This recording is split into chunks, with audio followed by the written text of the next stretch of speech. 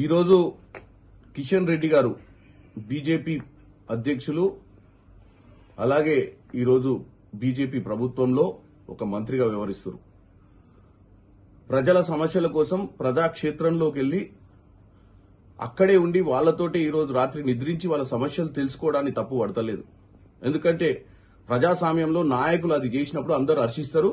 ఈరోజు హైదరాబాద్ ప్రజలు కూడా మిమ్మల్ని నిజంగానే మీకు చిత్తశుద్దితోటి మీరు వెళ్లి ఈరోజు అక్కడ వాళ్లతో నిద్రించి వాస్తవంగా మూసి ప్రక్షాళన అవసరమా, వాళ్ళ నిజంగానే వాళ్ళ బతుకులు బ్రహ్మాండంగా ఉన్నాయా, వాళ్లకు అక్కడ ఉన్నటువంటి మూసి మీద ఉన్నటువంటి పరిస్థితులన్నీ అనుకూలంగా ఉన్నాయా లేదా అని తెలుసుకొని వస్తే తప్పులేదు.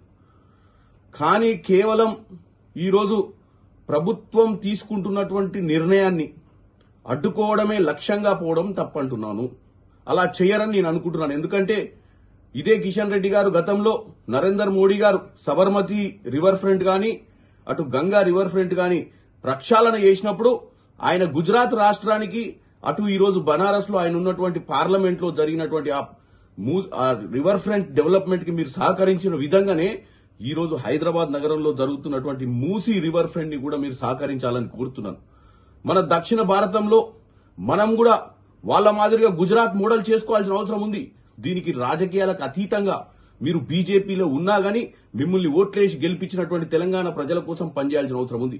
ఈ రోజు మన హైదరాబాద్ నగరం నడిబొడ్డు నుంచి ప్రవహిస్తున్న ఈ మూసీ నది ప్రక్షాళన అవసరము.